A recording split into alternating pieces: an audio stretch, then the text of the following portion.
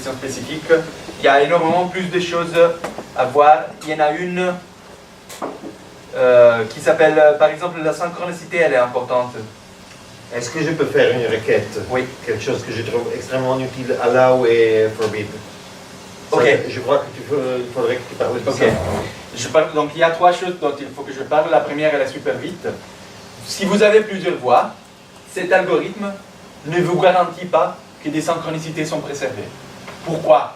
Parce que pour une voix, peut-être il fait un parcours, et pour une autre voix, il fait un autre parcours qui ramène à une autre solution. Mais si vous avez un onset sur toutes les voix, pas sûr que ça soit préservé. Pour le préserver, il y a un mode qui s'appelle sync. Ok? Et le mode sync, en fait, c'est le mode de préservation des onsets globales. Donc, regardez ce qui se passe si je fais quantize sans sync. Et bien, sans sync, cette note-là n'est pas cette note-là. Lorsqu'ici, c'était exactement la même chose. Il faut que je fasse sync. Et là, j'ai une approximation. Voyez bien, cette approximation, elle est pire qu'avant. Elle est pire qu'avant. C'était mieux avant. Sauf que elle doit être comme ça pour être en synchro avec la note de tout à l'heure. Ok? Oui, ils sont en synchro. Est-ce qu'ils sont ensemble? Bah oui. Mais c'est où le truc? Systolé. Ah, c'est là-bas. Ouais. Je voyais pas le signe de systolé. Okay. Ouais. Oui, il est là-bas. Donc voilà, c'est juste pour vous dire, c'est pas un cas que vous retrouvez énormément de fois, mais si vous avez une partition, vous n'avez pas le pip, probablement le pi, ça sera sur le temps fort, donc peut-être vous voulez mettre un marqueur là. Mais en tout cas, si le pi il n'est pas sur le temps fort, il est au milieu de quelque chose, pour le préserver en synchronicité parmi plusieurs voix, bah, il faut allumer signe. Deuxième chose dont je vous voulais parler. Et pour ça, il faut mettre un marqueur sur l'endroit qu'on veut. Non. Ça va faire partout. Ça va faire partout le sync. Et on peut faire pour que ce soit que là des endroits précis, comme tu dis là. Parce qu'avant, ça poserait problème. On peut et on peut pas. Ouais, tu veux dire synchronicité précise sur seulement certains endroits? Voilà. On peut pas. Ce que tu peux faire est de mettre un marqueur qui est, par exemple, un marqueur barline. Et dans ce cas, tu es sûr que ici il va y avoir une mesure. Par exemple, si je fais ça, même sans sync, ouais, il faut que je mette, désolé, auto, barline marqueur, et même sans time signature, je pense qu'il va faire 4 quarts, et vous voyez que là, évidemment, ils sont en sync, parce que je lui dis, ça c'est sur le temps fort. Mais tu peux pas, tu peux pas, par exemple, faire ça. Ouais, ça, ils sont en sync, donc c'est un cas fortunat, c'est un cas heureux. Bon, j'arrive pas à avoir un cas mauvais. Mais le cas mauvais était celui de tout à l'heure, que je ne retrouve pas. Peut-être ça. Non. Bon, c'était ici, non. Bon, c'était il faut que je revienne en arrière. Tu ne peux pas avoir ça et de dire ici je veux une synchronicité sans avoir une mesure ou sans avoir une division. Tu peux aussi avoir une synchronicité sur la measure division. Donc par exemple, je peux dire ça c'est barline, mais après ça c'est la première division, ça c'est la deuxième, et après j'ai une barline ici. C'est plutôt à l'endroit où on met le marqueur. Auto. Ça c'est tac. Mais si est-ce que ça va influencer ce qu'il y a avant le marqueur? Du coup, oui. Pardon? Est-ce que ça va influencer le sync, ce qu'il y a avant ton marqueur? Entre deux marqueurs, disons. Je suis pas sûr d'avoir compris. Si on a plein de notes au milieu et 2 notes de chaque côté qu'on veut en... Ah non, ça influence pas ce qui est au milieu. C'est que les marqueurs? Oui. Ah, voilà. Okay. Donc, la réponse est on peut pas. Pour faire ça, pour faire ce que tu veux, non, c'est... Non, je veux dire, on peut seulement sur les barlines. Ouais, okay. Dans le cas où le sync est activé. Ah non, si le sync est activé, il est activé partout. Oui, c'est ça. Ça ne se synchronise pas que sur les barlines. 2 modes. Sync off, seulement les barlines sont vraiment ensemble. D'accord. Ok. Mode 2, sync on, tout est ensemble. Ok. Enfin, le sync off, seulement les barlines sont ensemble, c'est pas tout à fait vrai, et je vous explique pourquoi. Le fait que ces algorithmes, je ne sais pas si vous vous rappelez, on avait fait ça au début, et j'avais mis, je pense, une unité minimale de 1/14e avec, je pense, non, je ne voulais pas faire play. Ouais. Regardez, j'utilise une unité. Si vous donnez des unités minimales qui sont trop grandes, il n'arrive pas vraiment à faire rien. Ok? Il a même enlevé une note.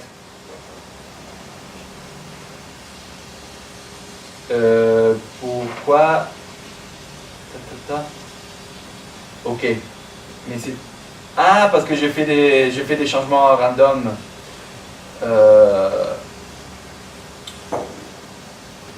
Bon, je fais un cas simple. Tac.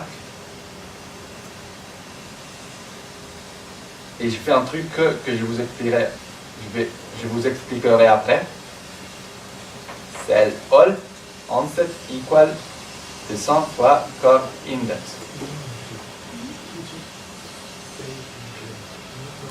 Et les gâteaux.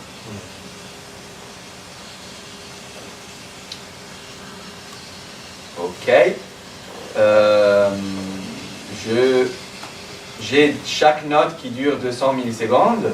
200 millisecondes, si ça c'est disons 400 1000 divisé fois 400, ça fait 2,5 fois 60, comme tout à l'heure, ça fait 150. Ça veut dire que si j'ai des unités minimales de 1/8e, par exemple, ça va se quantifier très bien. Ok. Alors, je mets un marqueur ici, barline. Je mets un marqueur 1, 2, 3, 4, 5, 6, 7, 8, ici, barline, c'est la même chose. On est bien d'accord? Ouais, pourquoi il y a deux... Non, 1, 2, 3, 4, 5, 6, 7. Ah, je me suis trompé. 8. Sinon, ça n'a pas de sens. 7. Et si je le mets sur 7, en fait, je voudrais voir ça comme septolé. Mais septolé de croche, on est bien de noir même. On est bien d'accord. Ça sera un septolé de noir. Ok? Et un septolé de noir, quelle unité a? Un 7e. Non, 28 c'est les septolés de double croche. Je veux dire que ça devrait pouvoir s'écrire comme ça. 1, 2, 3, 4, 5, 6, 7, avec 7, on est d'accord. Parce que j'ai une mesure qui commence ici et qui se termine au bout de 7 choses, non pas 8. 8 c'était des croches. Et bah du coup, chacun de ces notes est un 7e. Parce que l'entier c'est 1. Ok? Et du coup, regardez ce qui se passe si je mets comme unité minimale un 7e. Ok? Tandis que si je mets un 28e, tout va bien. Pourquoi? Parce que cet algorithme est un algorithme qui travaille par box. Et les box sont par défaut les bits.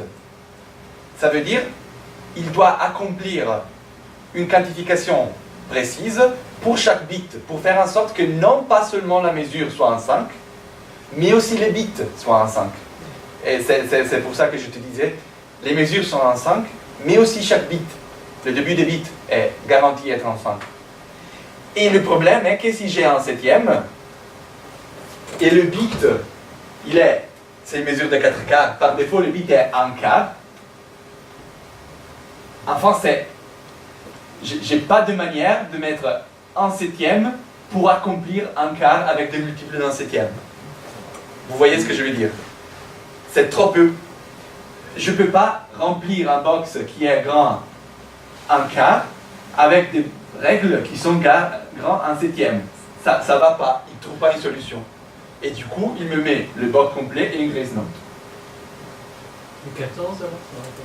14, ça ira pas non plus, parce que si je mets 14, a priori, je n'ai pas de manière de remplir un box de 1 quart avec 14. Pourquoi pas? Parce que quart c'est 2 fois 2 à la 2. Bah, enfin, il n'y a pas de facteur 4 ici dedans. Si mon box est un quart, je ne peux pas remplir avec une chose qui n'a pas un facteur 4 ici dedans. Est-ce que c'est raisonnable?